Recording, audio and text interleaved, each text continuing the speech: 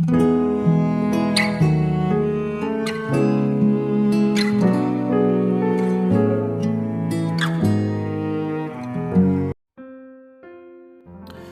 saudara yang dikasihi Tuhan Yesus, selamat malam dan salam sejahtera bagi saudara semua. Saya menyapa bagi saudara yang ada di Indonesia dari Sabang sampai Merauke, baik yang di kota maupun yang ada di desa, sampai di pelosok tanah air, dan saudara semua yang ada di Malaysia, di Sabah, di Sarawak, di Kuala Lumpur, di Kamboja, di Singapura, dan di Amerika Serikat. Senang sekali kembali lagi menjumpai saudara pada saat malam hari ini. Kiranya damai sejahtera dan sukacita daripada Roh Kudus melimpah dalam hati dan kehidupan saudara semua. Dan kiranya saudara semua dalam keadaan sehat selalu. Selamat datang kembali di Pokok Anggur bersama saya Usia Krispianto. Mari saudara, sebelum kita bersama-sama merenungkan firman Tuhan, mari kita bersatu dalam doa. Bapa di surga, Bapa yang baik, yang penuh dengan kasih dan kebaikan, kemurahan, Bapa yang kami puji, di dalam nama Tuhan Yesus, kami mengucap syukur oleh karena pertolongan dan penyertaan Tuhan di sepanjang hari ini, sehingga kami boleh dimampukan Tuhan untuk melewati hari ini, hari pemberian Tuhan, untuk melakukan tugas, tanggung jawab, serta aktivitas kami. Semua karena berkat pertolongan Tuhan. Pada saat ini kami kembali rindu untuk merenungkan firman-Mu. Berbicaralah kepada setiap kami ya Tuhan, urapi kami dan jamah hati kami, sehingga kami memahami maksud firman Tuhan. Terima kasih Tuhan, kami siap merenungkan firman-Mu hanya di dalam nama Tuhan Yesus Kristus kami berdoa. Amin. Puji nama Tuhan saudara. Pembacaan firman Tuhan pada saat malam hari ini terambil dari 2 Korintus pasal 12 ayat yang ke-7 sampai yang ke-10. Demikian bunyi firman Tuhan. Dan supaya aku jangan meninggikan diri karena pernyataan-pernyataan yang luar biasa itu, maka aku diberi suatu duri dalam dagingku, yaitu seorang utusan iblis untuk menggocok aku, supaya aku jangan meninggikan diri. Tentang hal itu aku sudah 3 kali berseru kepada Tuhan supaya utusan iblis itu mundur daripadaku. Tetapi jawab Tuhan kepadaku, cukuplah kasih karuniaku bagimu, sebab justru dalam kelemahanlah kuasaku menjadi sempurna.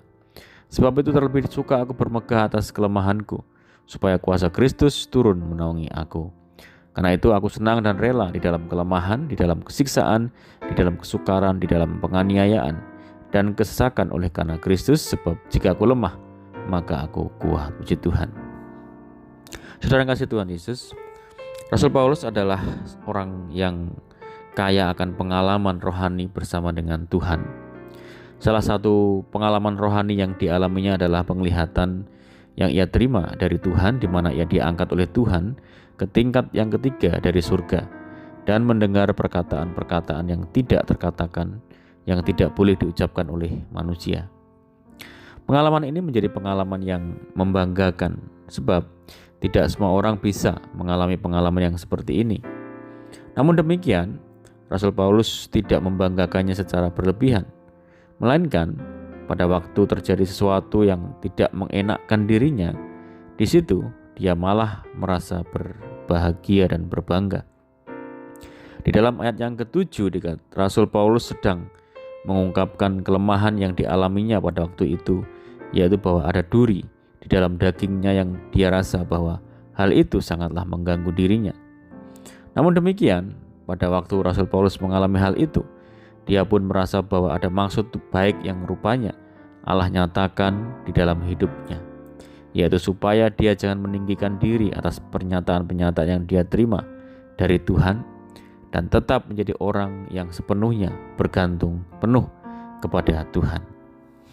Saudara, satu perkara yang harus kita sadari adalah bahwa kelemahan adalah hal yang wajar dalam kehidupan manusia. Di balik kelebihan seseorang, di situ juga ada kelemahan dan kekurangan. Yang menjadi bahaya adalah ketika seseorang menutup mata ataupun mengingkari kelemahan dan kekurangan yang dimilikinya. Oleh karena itu, terimalah setiap kelemahan yang kita miliki dengan hati bersyukur. Kelemahan yang Tuhan izinkan terjadi dalam hidup kita bisa menjadi pengingat bagi kita bahwa kita ini adalah manusia yang terbatas, yang tidak akan pernah mampu hidup tanpa kasih karunia Tuhan Yesus. Kelemahan dapat menjadi bagian dari rencana Tuhan untuk memakai hidup kita menjadi alat bagi kemuliaannya, saudara. Sebagai seorang yang mengerti artinya hidup bergantung sepenuhnya kepada Tuhan, Rasul Paulus tahu apa yang dia harus lakukan pada waktu dia mengalami sesuatu yang tidak mengenakkan dalam hidupnya. Dia berseru kepada Tuhan supaya dia dilalukan dari apa yang dialaminya pada waktu itu.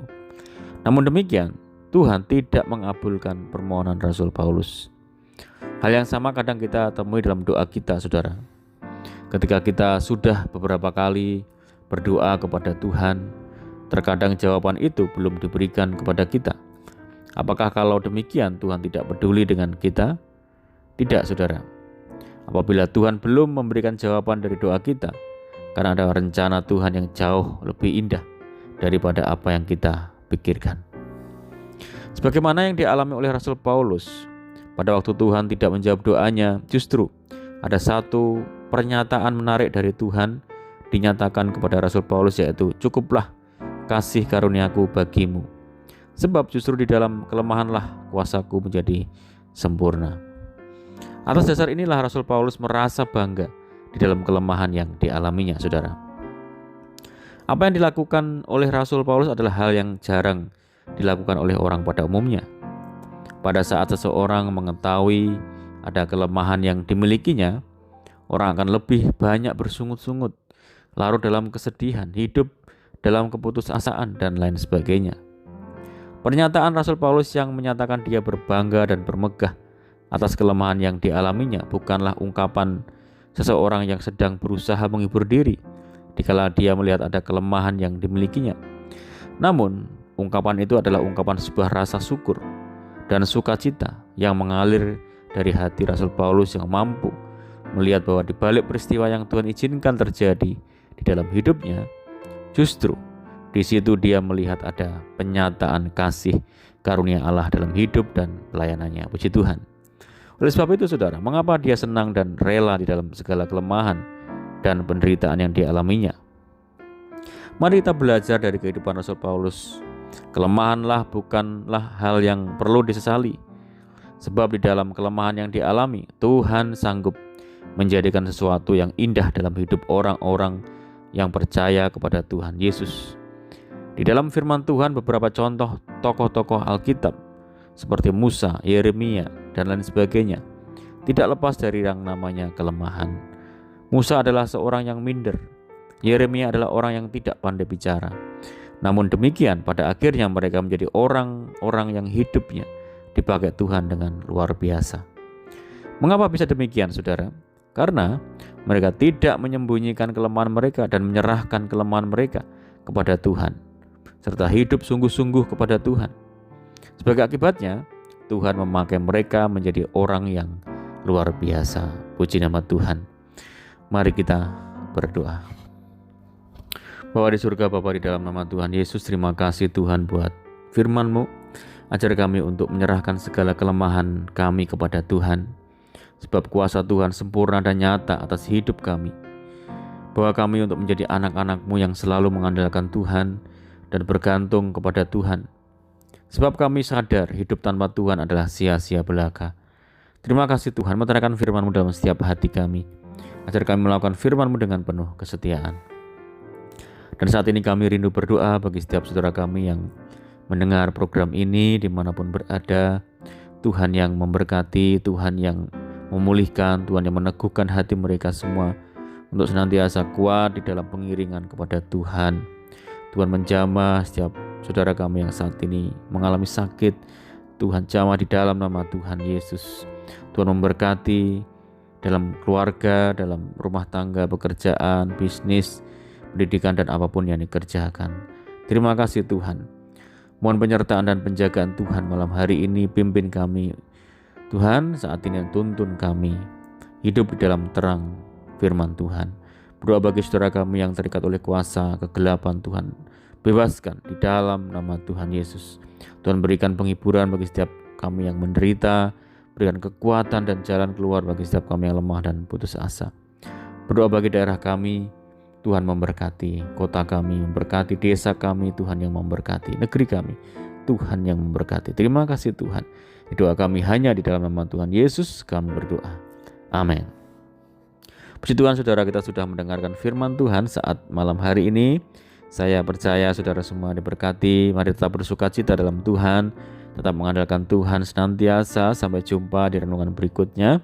Saya ucapkan selamat malam, Tuhan Yesus memberkati. Haleluya.